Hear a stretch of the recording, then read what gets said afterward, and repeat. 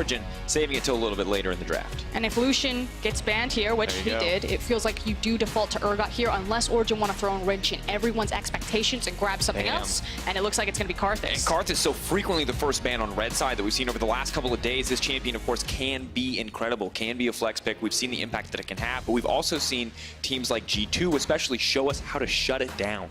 But it does mean that you need to have pushing priority lanes so you can protect the Karthus. We say it all the time, he is susceptible in those early lane ganks, especially when you have a weaker dueling jungle matchup, something like a Lee Sin, like a Jarvan, like an Olaf. So now it's a question, can Nukeduck, can Alphari protect Cold if he does end up with this Karthus pick? Setting themselves up for lane priority, we'll keep an eye on it for now. The Urgot going to be the lock-in, the Alistar going to follow, so very powerful picks on the board, and I like Gorilla getting his hands on an aggressive playmaker. We saw Ignore with a Tom Kench last game. You know, I don't want to see picks like that in the hands of Gorilla. I want to see the aggressive movers, the shakers, the people who can start plays. It's also a huge deny away from Mithy. Both these supports, Mithy and Gorilla, are known Alistar players. Ooh, I like this one. Yorick now coming in as well. If you watched last game, you can see how the Urgot versus Yorick matchup tends to work out a lot of the times. This is, of course, the old Conqueror, but still incredibly powerful on this champion. And the idea for Yorick versus Urgot is that Yorick's just going to outscale him in terms of the side lanes, whereas Urgot's going to bring a bit more team fight power just because anyone gets under that 25% threshold and you automatically delete them from the fight. So Origen already have a lot of pressure in side lanes post lane phase because they have Karthus and Yorick in tandem. Think about how devastating that is and how you deal with it, that they can attack you on so many places in the map. Has to be frustrating. I have always hated playing against Karthus, and you have to feel like Misfits Gaming probably under the same impression. I wonder how they're going to battle this one out, though. They've shown us the support, they've shown us a top laner, potentially a flex, although we rarely see Urgot anywhere but the top lane. And now the Kai'Sa is going to get locked in, so we do have the hyper carry in the hands of Hans Sama. We'll have to make it through that early game, but has the Alistar to help him do so. Curious what's going to be the pinch now. I expect it to be more ADCs. Possibly they look towards the mid lane, take away some of those power picks from Nukeduck. Nukeduck is looking for a strong, blind, pickable mid laner right now, unless we do see that Karthus flex there. And I kind of like the setup coming from Misfits. We saw an incredible performance from Febiven yesterday. And right now, from what we're seeing, it looks like they are willing to save that final pick for him if necessary. And giving him a good matchup into Nukeduck will be crucial. And it seems like Origen are painfully aware of this. They will ban away the Aurelia, a champion that Febiven had a ton of success on. Yeah, I'm actually really happy to see that they're giving Febiven so much respect. And the fact that Febi also has the confidence. Yesterday, we saw him go back to the Aurelia despite the nerfs and looked really strong and solid on the champion. And really the whole of Misfits seemed revitalized. A lot of really good team play, something that had been lacking in weeks past. LeBlanc banned out. So both sides limiting the potential mid lane pool. Do not want to give Nukeduck his LeBlanc. You saw that even in a very Fnatic favored game, Nukeduck still found 1 or 2 opportunities to almost find those 100-0 kills despite massive gold deficits. But the final ban will come in for Origen. 12 seconds remaining, and they're biding their time, debating what they want to do, how they want to round out this draft. Do not have the luxury of last pick here, so need to be thinking about the blind picks that they can make in the second pick phase. Sejuani will be the final ban. And champions that stand out to me that are still blind pickable here are things like the Lissandra. You can even look towards the Ryze, although Ryze seems to have kind of slipped off of the radar of a lot of different teams. It felt like he cropped up for 2 weeks and then suddenly completely disappeared.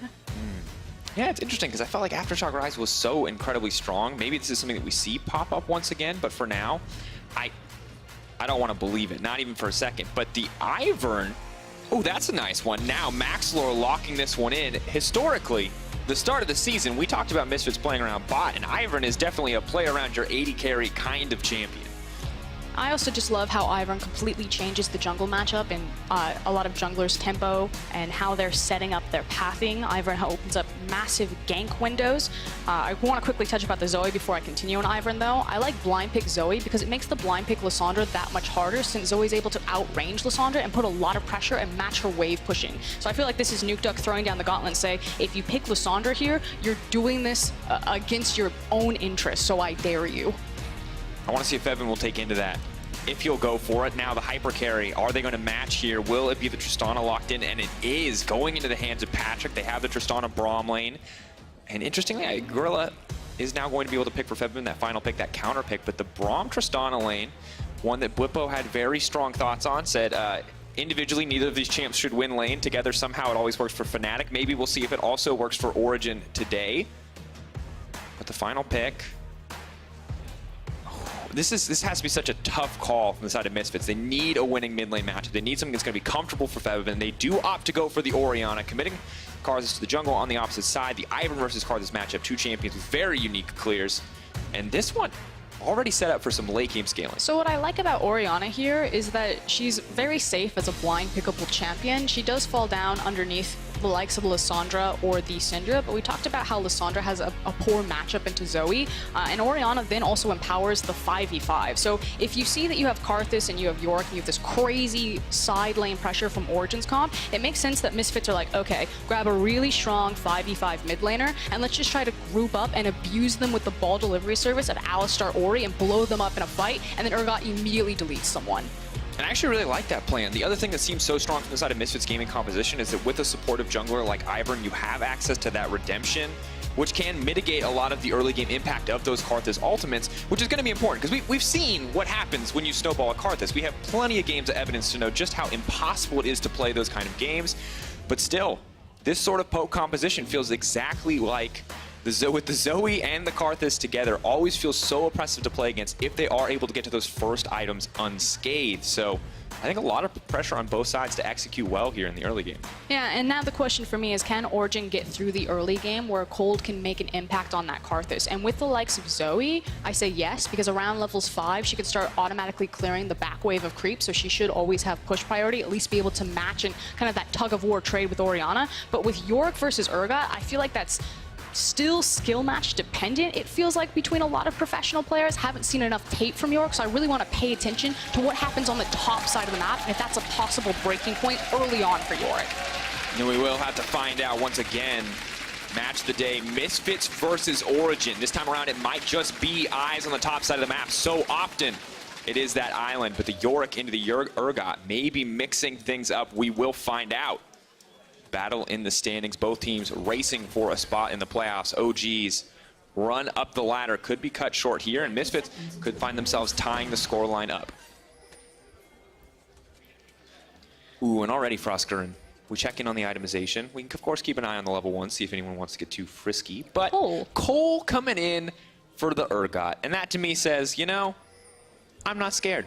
Not worried about it. I'm comfortable in this matchup. I got the Dematerializer, I got the Cole. We're gonna take a step back. In some of the few conversations that I've had, it feels like the lane just gets a lot easier for Yorick, like most champions, once he has access to his ultimate and has access to Maiden. Obviously, with more levels, he'll have access to more ghouls being able to spawn, and that's when a lot of his push and trading potential can come out. But otherwise, he just kind of sits in the lane, farms, and has sustain. So it makes sense that Soaz feels that he can get away with a Cole start to also just kind of sit in the lane, farm up, get some more bang for your buck, and have some sustain built in. And it is obnoxious once Yorick gets level 2 on that all. Does get more ghouls there coming out in the initial spawn, but of course, this fact that the ghouls damage scares with level just makes him, you know, level 1 you're not too scared, but by the time level 5, level 6 rolls around, so I think those ghouls really start to hurt. Now Urgot, he's got the luxury of having the shotgun knees, but of course, AoE damage mitigated on the ghouls as well, so a bit frustrating. I do want to see Soaz retroactively early kind of punish Alphari in this lane with the push power of Urgot and a lot of some of his poke, simply because he is against a Karthus. Now you do need to be aware of the Karthus' ability to gank you at level 4, but early on, just like this, Soaz should get in Yorick's face and really punish him because he doesn't suspect that Karthus will be a high ganking jungler versus something like an Elise or a Lee Sin, so he should be free to be super forward in this lane and try to get as much early advantage that he can against Yorick before Yorick outscales him in a side lane. And once again, level's very important for Yorick. You can see early on here, it's going to take a last hit with that Yorick Q, or it's going to take 12 minion deaths from either side to spawn a grave. 3 graves is going to be able to get you those ghouls. Once you have the ghouls, you can start to fight the Urgot, but without them, you are in a bit of a difficult spot. Soaz will spot out Karthus on the top side. That gives information over to Maxlore. For now, the Ivern will remain with the defensive pathing, and unique junglers here, and that neither one wants to particularly interact with the other, but they both may look to those lanes to find some early action. And I think you called it, Dracos. You know, when you have an Ivern, not only does it help kind of these hyper-scaling ADCs because of how they can approach a tower, you place a bush, it makes sieging very powerful, but also his itemization into redemption early on is kind of a semi-counter to the likes of Karthus. I suspect that's what we'll see, but we will check on and try to keep up with what Maxlore is going to itemize on Ivern. And how this champion has changed since we've seen him a lot in competitive last. Has been a big banned away almost exclusively from Broxa, but otherwise just hasn't received a ton of attention in the ban phase. or the pick phase for that matter. For now, though, things are looking all right for Misfits. They've got pressure in all 3 lanes, and Cold, sadly, not the kind of jungler who can really punish this. Just focused on that farm for now, so at least at this stage, OG doing what they can to pick up farm in these lanes, but are definitely going to lose out on this information game as there's a lot of free access across the map. Yeah, Cold right now is just looking for full clears of his jungle. He wants to get as many repeats of Krug camps as possible because he wants to get more EXP, or at least the most EXP that he can leech from his jungle to try to get him to level 6 as quickly as possible. Maxo at level 3, a little bit behind here. Will pick up a camp, though, and immediately get that level 4. And we'll see what these both junglers want to do with this bit of free time before the next round of camps does respawn. Very small window, but one they could potentially exploit. Alfari, though, now starting to get a little bit more aggressive. You can see he uses that first set of ghoul spawns. Try to get a little bit more done here on the top side. And meanwhile, in the mid lane, Nukeduck losing out on health, but I think almost more important in the early game option is the mana, where you can see the Nukeduck does have a pretty significant advantage, and that is a fast Ivern. No. Runs in and just runs right back out. I thought Maxlor might try to go for the play there, but just getting a little frisky, just running in. I believe the ward that Patrick dropped was right on time. I'd have to get another look at it, but I glanced over at the other screen, thought I came back, and Patrick just dropped a ward right on Ivern's face. And Maxlor was like, nope, turned around, walked it the other direction. And once again, this is his time. He's trying to fish, he's trying to look for these opportunities, trying to look for these plays, and now, so getting that level 5, as you mentioned, Frostgrunn, things start to shift a little bit in Nukeduck's favor, as it will be a lot easier to clear out these waves. Here we go. Here's the replay. Yeah, Patrick literally just dropped the ward as Ivern took the corner. Beautiful timing. Very lucky from Patrick, or well played. We're not 100% sure without the team comms, but we'll give him the benefit of the doubt on that one. Jungle camps now do start to respawn, so the brief window where Ivern was starting to look out and to get adventurous will close. Now he's going to be once again focused back on that jungle, and it looks like a waiting game till we get to level 6 Frostgrunn. Easy indicator with the Karthus on one side, and Misfits potentially ready to play around that Oriana ultimate, the Urgot ultimate. This is the window, though. Cold level 4 has access to the Wall of Pain, so Soaz knowingly has already placed the ward, sees the gank incoming, and that was kind of the one big window that Soaz had to be aware of, because now Karthus is going to go back to all of his camps spawning, look for another full clear, and Soaz will have another big window to start punching Alfari in the face.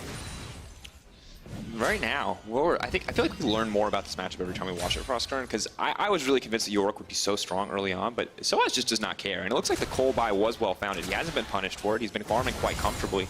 And maybe with a little bit of support from Maxlor, and on the back of this level 2, does miss the disdain, though. That's big. If that had connected, would have been a death onto Alfari, no doubt in my mind, but just going to be able to walk away with his life, not going to miss out on anything.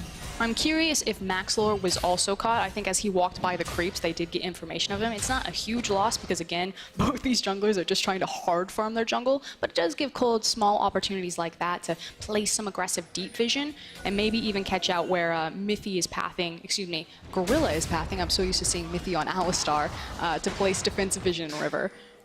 In some games, Frostgrunn, I feel like we're going to be playing you know, we're Mad Max. I'll just call it Mad Max. We're going to be playing Mad Max, where people are just running at each other fast as they can, trying to kill each other. This game, much slower, much more patient. Neither team is looking to go for these aggressive plays, and it does feel like the junglers kind of dictate a lot of the pace here in the early game, as none of these lanes is so one-sided that anyone can go for really any big individual outplays. When your early game pace is dictated by Ivern and Karthus, you're not moving anywhere real fast anytime soon. Slow champions. Maxlor has the Mobies, though, and is approaching level 6. Does improve his ganks to a certain degree, but Ivern always does feel like a more supportive champion. Could maybe look to enable the Alistar on the bottom side, but Alfari now with the Maiden does become a lot bigger threat, as he is able to just keep this one with him, have him follow him indefinitely. You know, that is a good point, that if you do look at kind of the gank options that Maxlor has available to him, you know, he's got the hard CC virtually in every single lane, as well as kill pressure there, so he does have a lot of options and kind of like a wealth of information, but the fact is that OG are just letting themselves get pushed in quite safely and then picking up and hoovering up all of this free gold and EXP. And Frostgrunn, we were like building this up at the start of the day. We're like, ooh, Cold, Maxlor. Two big defining players for their team. The pressure is on for both. The pressure is not on at all. These guys are chilling. They are waiting. They are looking for level 6s. They are waiting for ultimates. They are biding their time. And I wanted to be like, oh, Fevivan versus Nukeduck. Who's going to smash who? But they're also just chilling, looking for that opportunity. The difference is on the top side, where Soaz gets trapped in that wall. And Alfari, while he was suffering earlier, is now starting to lay the smackdown onto this Urgot. Maiden, just so incredibly powerful that it's going to start to turn that matchup. And instantly, as I talk about it, First Blood comes in. Great capitalization on the side of Misfits. You just got to catch the curse at Frostgurn, and it's going to come true. And that's the thing. We talked about how Origen are just sitting under their towers, hoovering up all this gold, but that does mean that the EXP advantage is going to Hansama and Gorilla, and they use it to abuse it. And here comes Alfari. Comes in. Karthus ulti 2. Maiden going to cut him down. Cold's gonna grab a Dark Harvest stack, and that is all she wrote. That is the combo of the Yorick and the Karthus. Maxwell gonna fire back though with an Infernal Drake on the bottom side. His bot lane is there to back it up though, so it does feel like a one exchange for Misfits in the end.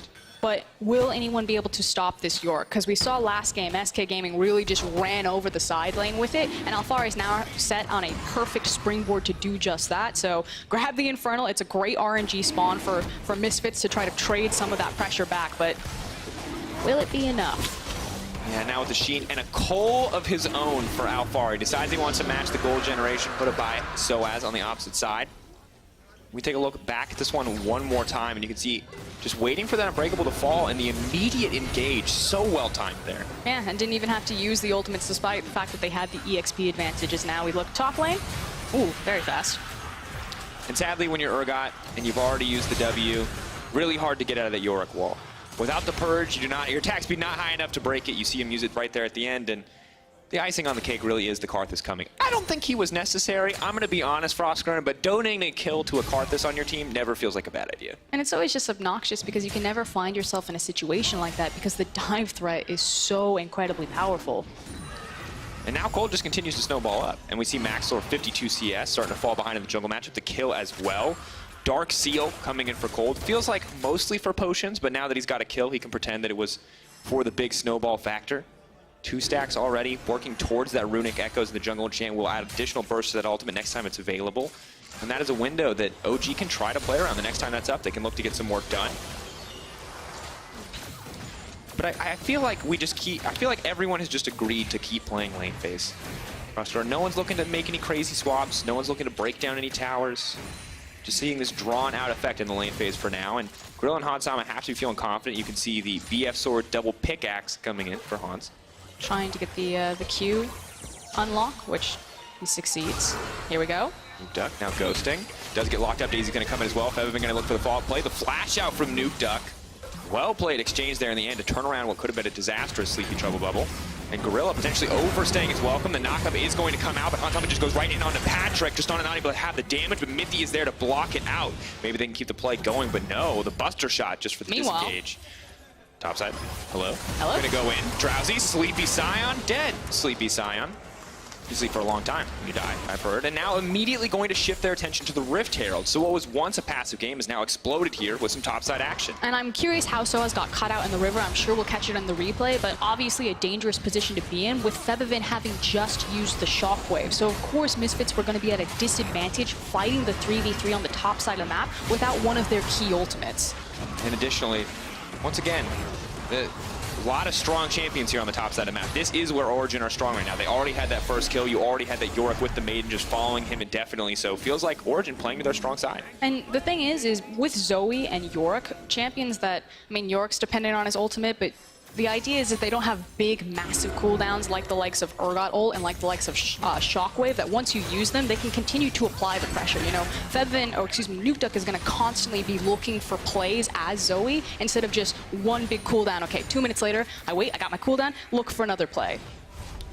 And as a result, slowly but surely, we do see Origen building up these gold leads, playing around these abilities, and we can check out a look at how this fight played out. So as moving to contest this vision, has mid priority, feels like, hey, I am comfortable, I am good, but Alfari immediately walks down, willing to sacrifice a few of those creeps to get this fight going. Yeah, unfortunately, just a little bit too greedy on the crab, it looks like, and then got caught out in the beta cage. And you're hoping there that your team can back you up as Soaz, but just no one really in a good position to respond. Absolute vision control from the side of Origen. I mean, like you said, Soaz thought that they had mid priority, the way it was actually crashing into Nuke Duck's tower. Just Maxlor and Febiven were on the other side of the lane. We're not in a good spot to respond. All right, so far in the early game for Oscar, he can retake a look at what's happened here. We've had Karthus and Yorick doing a lot of stuff, making a lot of things happen. We've had OG's bot lane holding on for dear life as Hansama and Gorilla continue to get more aggressive, start to build up a bit of a CS lead, have a few of those tower plates down. So now it does feel like a story of top versus bottom. We've got Hansama for Misfits trying to hold it together, whereas Alfari and Cold, really the question is who's going to stop them at this point? I mean, the one person that probably feels like they're in a bit of trouble is this top lane, especially as the Rift Herald has been summoned, because I feel like Patrick and Mithy are totally fine falling down 10 CS when they have the likes of a Tristana and such a hard winning top side. But Misfits, they're going to try to break that. Mithy going to block whatever fall-off damage he can. Now leaping out, but they wait for the Unbreakable to come in, and now they're going to chase this one down. Patrick burned down where he stands. Nukeduck now trying to fire back, though. Stop this tower from going in for a bit more damage, but is going to miss there. Sleeping Trouble Bubble does go in. Mithy's still alive. Knockup comes in. They're body blocking for Hansama. This one is getting drawn out, but meanwhile on the top side, all this time being burnt is just time going into the back pocket of Alfari and Cold, who continue the push on the top side, who look to break down these tier 2s. Everything now going in the favor of Origen as this fight just keeps going. Gorilla wants to turn it into the knockup. It is knocked back. Mithy now taken. No! Manages to survive, manages to buy a bit more time, and Nukeduck just cannot be stopped. The Zoe is terrorizing the Misfits team. Nukeduck with the blue buff is able to just constantly keep spamming all of the abilities, manages to hold the tower, and meanwhile Rift Herald and Yorick did so much work on the top side of the map. That's a huge win for Origen. For Febivin, though, now getting pressured in the mid lane, the Karthus ulti coming out. Right. Gorilla. Oh, no! No! That's a Runic Echoes completed. That is a Dark Harvest, and that is a dead cow. Cold. 2-0-1 on the Karthus. And this is, once again, the scenario you do not want to play against. Urgot is already down 0-2. The Trinity Force well on the way for the Yorick on the top side, and Cold steadily building up those items.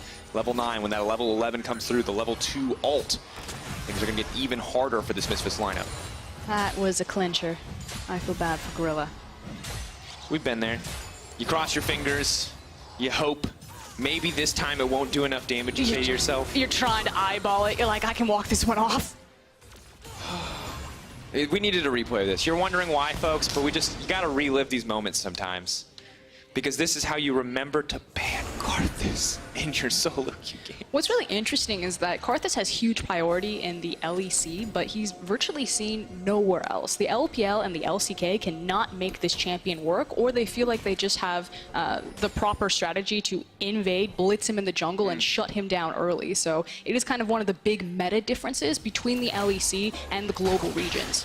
It's interesting because we have seen that strategy in the LEC. We do not see it today. Misfits going with a different strategy, trying to use the utility scaling of the Ivern to balance out the damage scaling of the Karthus. That was like a PowerPoint presentation with Ivern there. It's not worked. Yeah, just one frame at a time, Frostgarden. We're back in the LPL. Now moving down.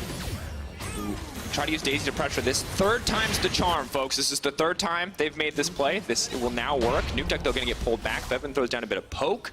Should now give him some control around the mid lane, but Yorick remains uncontested on the top side of the map. Someone needs to back off. Someone needs to stop Alfari from continuing to push, because look at those ghouls. Oh, man. The squad rolling up, and they aggroed the cannon minion, folks. Fun fact, they will prioritize those over normal creeps. They will not prioritize it over a cannon. So these boys, they just got to keep hitting. Soaz has to come up here to kill those little buggers. Misfits going to try to contest this one. Now it's stolen away by Cold, and the play is just going to continue. Misfits remaining on the back foot here. Maxlor now in trouble. The knockup is going to come in. Gorilla on the backside. Maxlor already taken down, and Yorick has TP'd into the fray. It is so risky to take that dragon as Misfits, not only because it's just an Ocean Drake, so let it go, but the fact is that Soaz on his spellbook doesn't have access to the teleport right now, or would have delayed access to it. So the fact that you knew you had a numbers advantage, that Soaz says, hey guys, I'm clearing out mid, I'm going up top lane. They tried to rush it and they just gambled wrong on it. And the more and more we see of the Urgot and Yorick matchup, the more that I'm convinced that you just cannot do this. That this is just not an option. Because once he gets a little bit of a lead, he just gets to go wherever he wants. The minions continue to keep the pressure, forcing Soaz to keep attention here. And really, the icing on the cake is that Dragon Steal. Because the kill at this point is basically guaranteed. Maxlor, not really any avenues out there, short of the Blast Cone. But stealing the Dragon 2 is just insult to injury. Do need to really credit the perfect layering of CC right there. Make sure that Maxlor never even got a shot at that Blast Cone. He desperately wants to push a button. He cannot, Frostgarden, he cannot. 202 bounties on the York and the Karthus may be somewhere worth focusing, but you can see York now with a pickaxe in his inventory has a lot of options. He can go for the Stairs Gauge, he can go for the Death Stance. That's what we saw in the previous game with Warlib, and we saw an unkillable, unstoppable York once he hit that stage. I was actually curious if they were going to swap Alfari to the bottom side and try to let him run away with this, but he's just going to continue to abuse Soaz. But I still think it's really dangerous for Alfari to try to pressure the inhib tower, so while York is going to be very far extended up here and pretty obnoxious to Soaz, all he really is doing is forcing these waves pretty freely into Soaz. And as Febiven's rotating around, Soaz should be able to kind of bounce between mid and top and try to pick up free farm wherever he can. The question then becomes Baron, but it is only 18 minutes. Normally when we see someone... It's not a question right now, I know. But the thing is that feels like what you have to be waiting for, because you have total control of the top side with his York right now. If he has wards, if he has control wards, he can own that side of the jungle. No one is going to set foot there but Yorick. But there's just nothing there to play around. So Origen are in a bit of a lackluster position in that sense. No, what they want to do is now try to get mid lane priority and force that tower down if they want to play around the Baron, which is why they're now pulling Alfari into the mid lane. Daisy is going to go in. The shockwave attached there. Cold not going to get taken down. Mithy now looking for the engage. Braum ulti is available as the Flash is going to find the two-man knockup, and immediately Gorilla is now in trouble. They're going to try to burn through that damage reduction. Gorilla flashing out to safety. Febiven, though, sniping Mithy in the exchange. Ghouls screaming their way in, but that will trade going in the favor of Misfits. Yeah, Origen delayed to the play, tried to overforce it, and it's Febiven that has the last laugh there. So well played by Misfits. Really for Misfits now, taking advantage of some of these opportunities. You can see Yorick on the top side starting to recoup some of the farm loss, has finished the Black Cleaver. Maybe things get a little bit easier from here. Urgot on the top side, managing to recoup. There you go. And that was also kind of the big winner there, is that while Origen tried to force their hand, not only did Misfits get the kill as well as the tower, is that Soaz was able to, I believe, to push 2 waves back. So he's slowly trying to climb out of this farm hole, but still a significant advantage to Alfari. And Alfari now has realized that there's nothing else for him to take on the top side, so he's returned his attentions to the bottom side of the map. We'll get these ghouls spawn. We'll set the Maidem up, despite the low health, to start to pressure this tower. Does get a bit of damage down there, and really just a nightmare. Really hard to lock down Alfari at this stage of the game. The good news is that while a lot of this gold is going on to Alfari, a ton of the gold on the opposite side is going into the pocket of Hans Sama. And now late game, you give me the option of a Fed carry. I would still put my money on the Kaisa over the York. And Kaisa is obviously the champion at this point that can contest the York into the side lane, zip back there with the ultimate. We take another look at this play.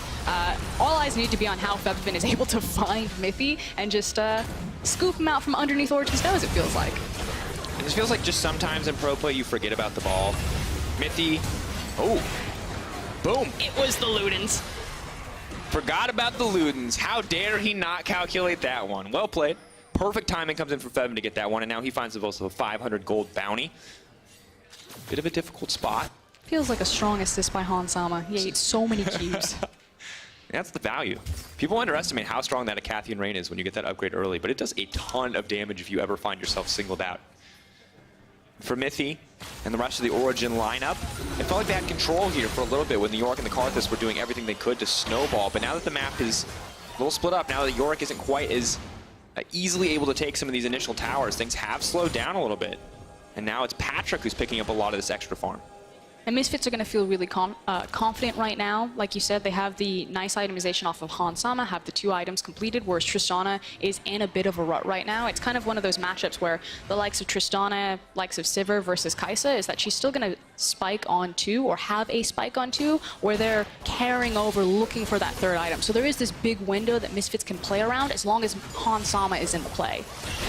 And for now, it looks like they are content to continue sending Hans Sama to do his own thing, send him off on his lonesome. He is going to kill this one very quickly. Obviously, a much better dragon taking threat than the Ivern with the Gwynsu's available, the plasma stacks as well. Looks like he may go to the bottom side too to pick up a little bit more here, but it does mean that Origen have complete control on the top side if they want to push for more, knowing that the biggest damage threat is there. And you can watch Hans Sama on the map. He wants to go down and catch that farm, but he knows that the danger of the Baron is forcing him to kind of respond and return back to the mid lane. So a bit of a fumble there on the lane assignments from Misfits, but now it should be Soaz that matches across from Yorick. And I like that you bring up Soaz, because I have a really not important at all point to share with you, Frostgren. Do you know how many assists Soaz has all time, LEC? Do you want me to read it? No, I'm gonna. You see, because this is incorrect. This is the graphic that's prepared in the event that he hits a very big number. He's currently at 2,299. One more, and this man will have 2,300 assists. And while he may not even know that he's that close, I'm going to pretend that this is really important to him.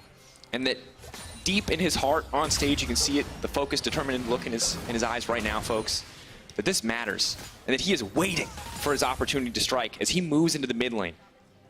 He's going to go for it, Frostgren. One sure more assist. He wants the kill. One more assist. Not necessarily No! the assist. Are you implying that Origen is really good at getting kills? I think he's set up to get assists here, Frostgren. That's a sleepy Alistar.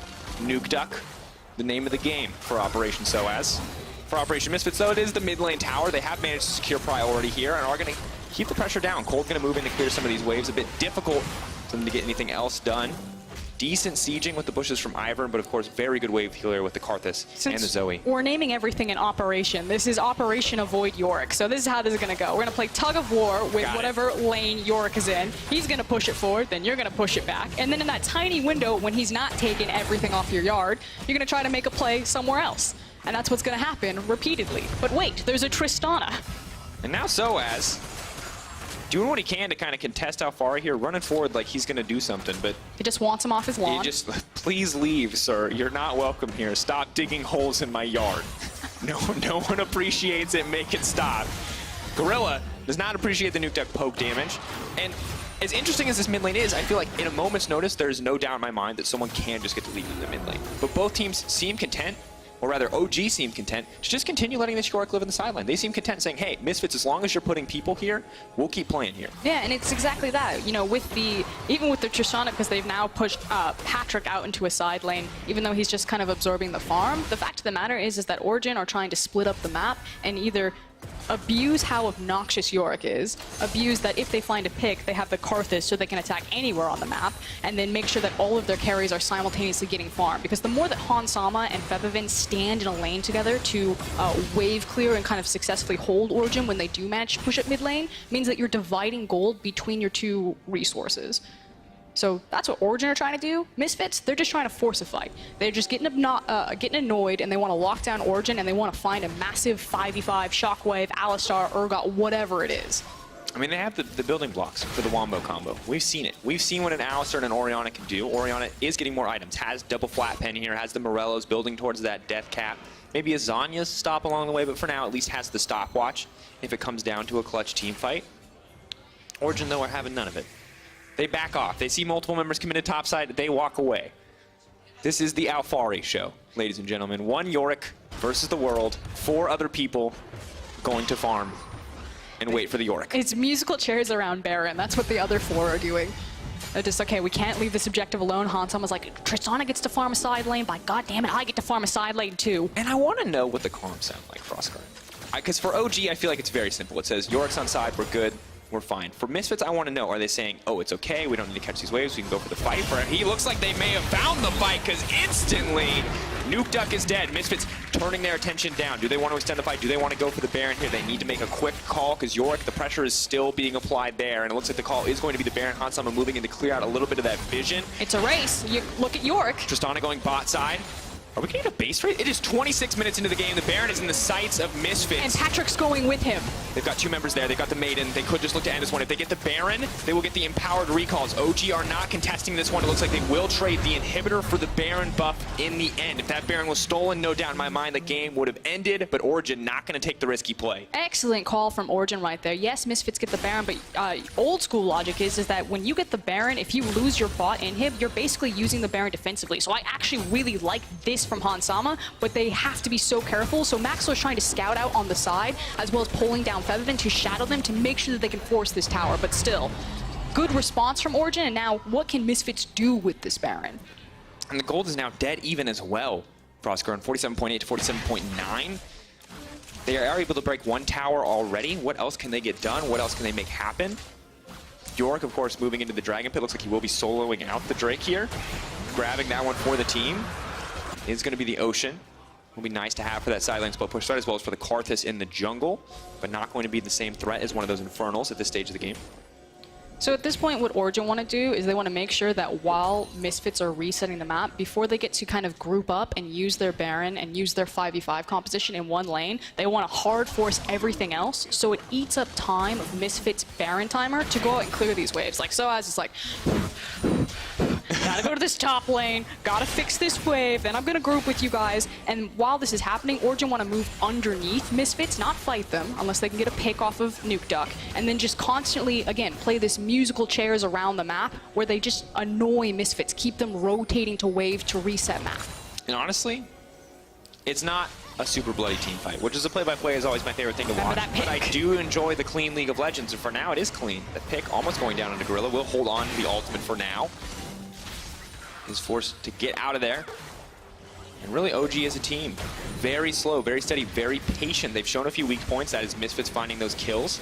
But when you look at the Misfits lineup, 2-0-0 for Febiven. Soaz, though, could find himself toe-to-toe with Alfari. The OG lineup is going to be here first. Soaz needs to get out of dodge. They're going to continue this play. The blast cone is there as well. Soaz trying to make it out to safety, but he's been stunned up, and he's going to get taken out. Kill goes over to Patrick, but Hansam is immediately on the bottom side. Suddenly the tempo is kicking up, ladies and gentlemen. We are now looking for an inhibitor, potentially, if Misfits want to push for a bit more here to keep this play going. They are going to continue. Mid lane is pressured as well, and it looks like they are now just going to group. They're trying to dive. They want to extend this advantage. And this is exactly where Misfits want to be. They want to be using the Baron aggressively on the towers. Origen overcommitted to the attempted pick, although they did kill Soaz on the tankiest member, so it took a long time to kill him, and that let Misfits do something. I like the fact that Hansama also attacked the super minion wave to make sure that that wasn't going to be an obnoxious pressure point on the bottom side of their map by just forcing it through. And a battle of picks versus Yorick split push appears to be the story so far. Big fat bot wave, going to continue pushing though because the inhibitor is still down despite kind of taking care of that one earlier with Hansama. And now we look across the board.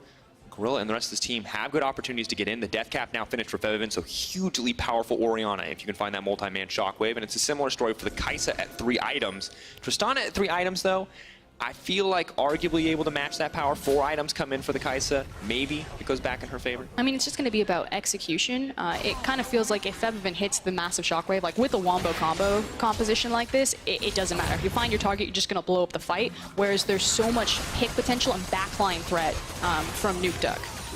So I was saying Super Trouble Bubble, probably who you want to tank that shot for you. Nuke Duck just continues to play with the Paddle Stars, trying to find a weak target on the front line. And now Origen, despite having Alfari on the front line earlier, Alfari's starting to build more tank, a little less focused on that side lane split push than we saw with the Death's Dance. Check out what Gorilla is doing. So Misfits have done a really good job trying to clear out and make this runway, and he wants to find a flank to the side to force that fight. So Origen, they actually might fall for this trap right now. Nuke Duck. Oh no. Ooh, the ward comes out. They're not in position to follow up on that one. But what Gorilla's going to constantly do is cut off to these sides and then place down control wards, use his sweeper, make sure that they have some sort of access to force the fights. And as long as Origen can keep their flanks covered with wards, or at least be aware that that's possible, again, it's just about absorbing time. And now 30 minutes passed. Gold 1K in the favor of Misfits. I feel like the carries on the side of Misfits much stronger at this stage of the game. The split push is on the opposite side. Maxlor immediately forced to flash here, trading 1-for-1 with Mithy and Summoners. Not the end of the world for pretty much either person. I'm going to say Maxlor. And Frostgarden, are we just waiting? I mean, I understand what OG are trying to doing, and it feels like the later we get in the game, the harder it is to kind of pull off a lot of these split push plays, so that does seem like why we're seeing more of these tanky itemizations coming out, the inhibitor now responding. But if you're Misfits, is it really as simple as just waiting for that pick? Just setting up over and over again and looking for that single opportunity? I mean, that's pretty much the same thing that Origen are doing, but I'm curious, you know, at what point does Yorick, if ever, just become completely uncontestable in the bottom lane? Like, are we waiting for a specific itemization breakpoint? I believe right now he started to go defensive in his itemization. I think had a Randuin's last time I saw it. Yep. Trying to mitigate some of the damage coming out from the crit threat on Patrick, of course, one of the really the only sources of sustained damage. Karth is there as well, but very often they just get deleted at the start of those fights. Because so far, globally in other regions, we've seen, you know, champions like Fiora picked into the Yorick, so these other champions that just hyperscale into side lanes to try to deal with them. But Alfari seems to have given up on the side lane dream, at least for now, because if a team fight happens here, they lose pretty much the entire game. So has to at least be with his team to protect them, to make sure that they can get priority of this mid lane back, especially with Baron and Infernal up. And this Misfit strategy of setting themselves up for late game with the Ivern and the Kai'Sa is now starting to pay off. They are going to be able to grab this Infernal and be able to move up to contest this Baron if OG want to go for it. Here we go. For the flanks. Could be the big team fight. Gorilla's going to be the key enabler here. Watch the ball. If it gets attached to Gorilla, expect the immediate engage. But meanwhile, Yorick is going to start off the Baron. They don't know Soaz is there.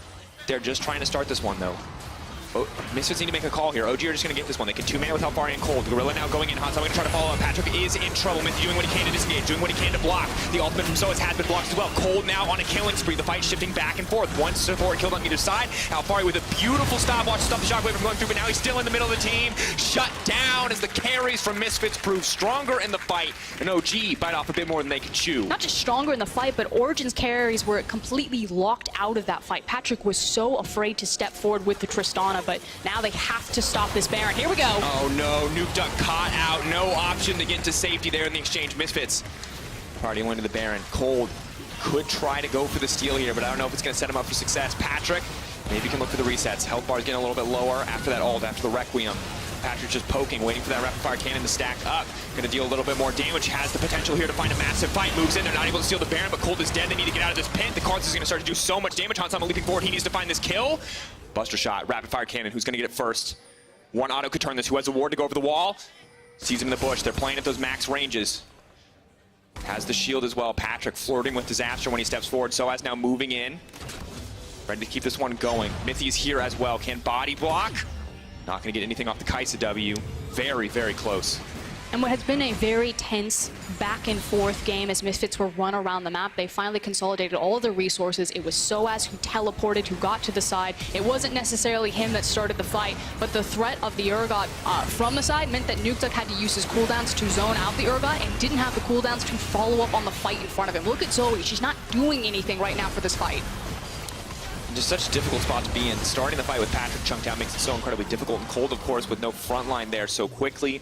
Neilwork as well, not your ideal tank, means it's hard for the Karthus to function in that scenario, and just beautiful play here by Maxwell to find this one. Yeah, I love how he used Daisy around the corner there.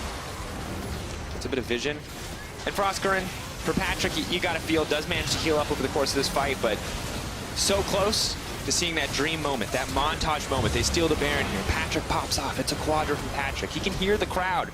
It's just not meant to be. There's too many defensive tools there to protect Hansama, and despite the range difference between the champions, Patrick just cannot find that last hit to secure the kill. But another Baron for Misfits, and hopefully this time around they're looking to try to crack into this inhib line. It's still so difficult to do because of the amount of wave clear that you have between Karthus, between Tristana, between Yorick. So again, if they're going to try to force it out on a side lane with Hansama, has double Infernal, very fed. Look at his itemization across from Kaisa. He's going to be a massive issue to deal with, or if they're going to try to consolidate all five and again look for that wombo combo. But and now I'm looking at the Karthus, kind of hoping to get more out of this one from Cold in the fights to come, because he has so much of the team's gold. You look at like the 3-1-2 scoreline, you see the death cap is there as well for him, matching Zoe in terms of gold despite the massive farm difference. And on the opposite side, we see a 5K difference.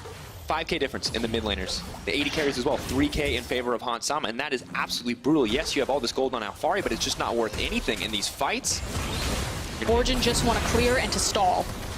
Hoping to back off, hoping to buy a bit more time. For now, though, one inhibitor at least is going to go down, but they're hoping to make it a trade as Alfari is on the bottom side of the map. He wants to get one back, but they may be giving up a 2-for-1 here. Nukeduck trying to find the poke.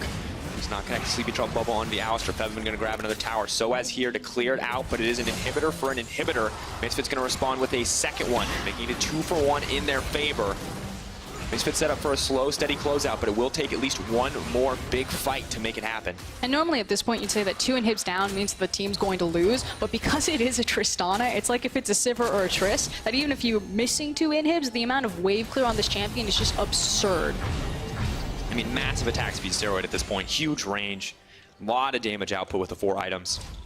75% crit chance, exactly where the Tristana wants to be. See what the final itemization option is. Maybe goes for more aggressive items. Hansama has completed his build now, opted for that final item, Guardian Angel, making it even harder for them to come out on top in these fights. So at this point, I just want Misfits to choke out Origen on the map and look for the Elder. They don't have to be as a whole team to take this one. They can actually just have a tank stand with Kaisa. They're this fed that she could get it for free. As long as they continue to apply pressure, have priority in these lanes surrounding the Elder, and then opening up space for Hansama to do it. And double Inferno really is the insult to injury, because if this Elder does come through, they're just going to have so much damage in the back pocket of Hansama. Origen getting this, though, could start to turn things around for them, a bit more true damage. And everything both teams know how important this fight is. Origen have some good kind of edge vision. They know that it has been started. They're debating if they want to move on this one. This very well could be the final fight Origen need to just go back into the lane, get mid priority. You've cleared out some vision. You've at least placed something down. There we go. That was the big bush. Is the Ivern bush working against them? Now it's Origen starting to clear out. They've got the mid priority. Patrick just going to leap in, though. Bold decision. Not able to do a ton of damage. Check out the two super waves. Pounding on Origen's top lane. TP not available quite yet. Mithy trying to buy time. Patrick still in the back line, still safe. Bevan taking a big chunk. Patrick still untouched. Mithy now flashing out to safety. Alistar in the front lines, but may just be the sacrificial cow. Hansama doing a lot of damage, but hasn't found a way back into the team fight. Super minions in the base of Origen. Oh, back off. The TP now coming in for Soaz. They need to get their back secured. Zoe's now coming in. We'll try to clear out these waves, but Zoe does not have, potentially does not have the wave throw necessary to make this happen. Soaz is just going to grab one tower. They are able to take down Max, so that is big. But Soaz is continuing to threaten the base. Ooh, Frostguard, incredibly tense game. Patrick and the rest of the OG lineup, are they going to go for the Elder here? They just have to zone them off. So Nukeduck manages to get his back in time that Soaz can't end the game, but that is an exposed Nexus. An exposed Nexus and an incredibly powerful Kaisa who can walk into that base at any point. You've got an Urgot with TP in 5 minutes. And 6 minutes to can make this happen. Elder Dragon in the eyes. Nukeduck, a one-man army trying to clear out these waves. You've got Oriana doing a similar route. It's going to come down to who can actually get this one. Patrick moving forward. If Hansama goes down here, this will be massive. This could be the turn. This could be the defining moment, but he is going to flash out to safety. Throws back a bit of damage. Elder Drake will fall in favor of OG. Baron up in 12 seconds. Getting this one, too, is going to be crucial. Soaz has burned the ultimate now. That is going to be massive for the fight to come.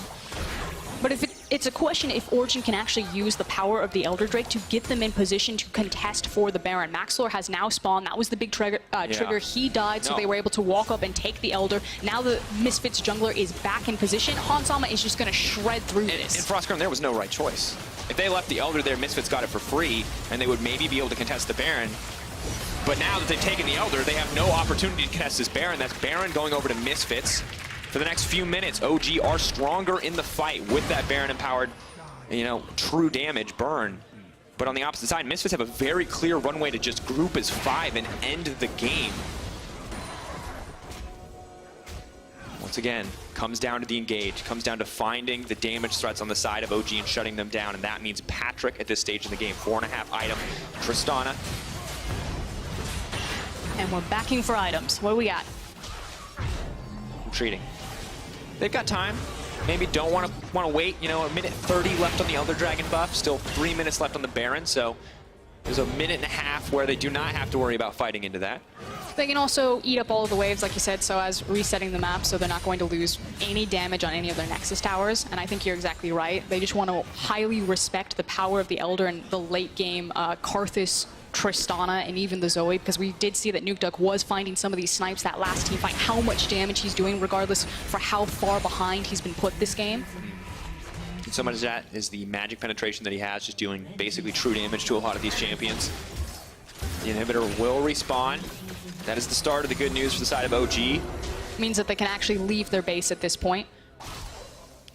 2 back-to-back, synced up. One going to respawn for Misfits as well. Have no doubt, though, folks, that a single decisive team fight will end this game, most likely for either side. York with the maiden to tank does set them up nicely to push into the base if they find the opportunity. And you see the damage dealt over the entire game. Hansama, an unsurprising standout, has been clutch on the Kaisa thus far. And you can already see him chunking out cold before the fight even begins. Like you said, this game will come down to a single team fight. Either squad can really end it at this late a point in the game. So feels like everyone's just kind of playing on a knife's edge. This match so important for both teams' playoff hopes. Take a look at the standings. 6-5, 5-6. Something we haven't touched on as much in the heat of what has been a very strategic game.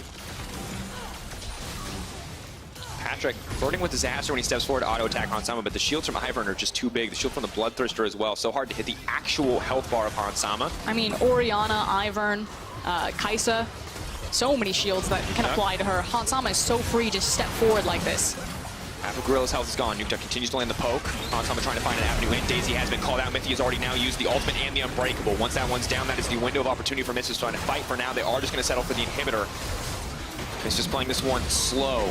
Able to take that down. May just look for a second.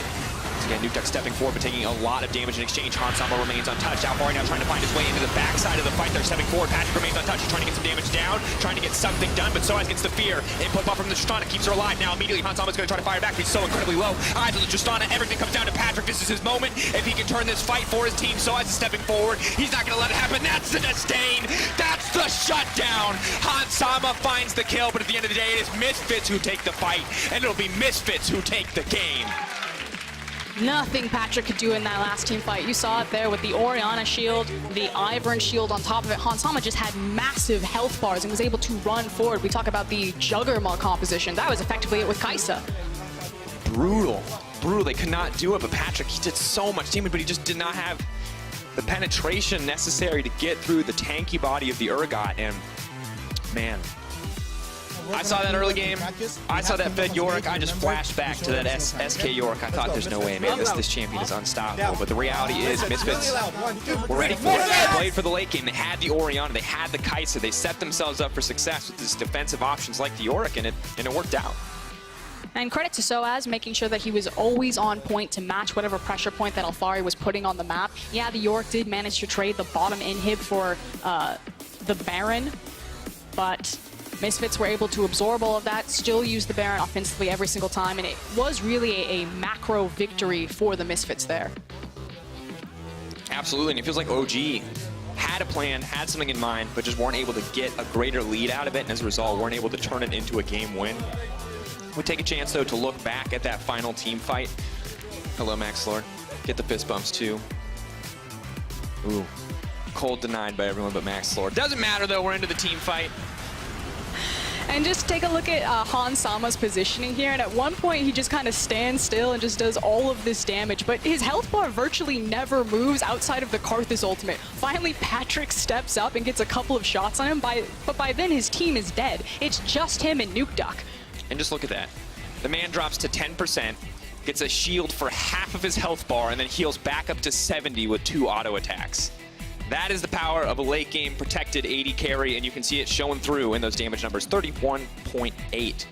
An absolute machine. Hansama definitely earning this composition with the team, playing around and setting him up for success. And what's cool here is if Misfits have proven to themselves that they can leave a power pick like Karthus open because they feel that they have the necessary answer with the Ivern pick and the Redemption. Now, normally we do see the Ivern banned in second rotation, at least that's when a lot of those bans have been cropping up in the LEC, but this time around it managed to slip through and it felt like, okay, we know you're going to take the Karthus. There you go. We've got the answer for it, and Misfits have shown their hand. And of course, we're going to get more insight on this game after the break, as Quickshot is talking to Misfits coach Hussein Mouzi. 2-0 since his return to the stage, drafting and setting this team up for success.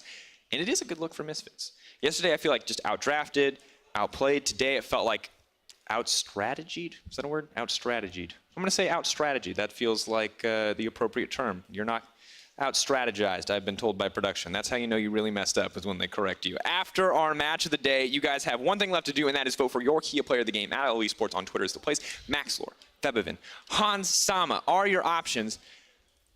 We know who's going to win. We do. Is it Hansama? Not only is he adorable, he also popped off. He popped off! Crazy game from Hansama. Well, Rogue was without wins. They were at the bottom of the standings. But after the arrival of Finn and Vander, this team is starting to turn things around. Find out if the players can celebrate again.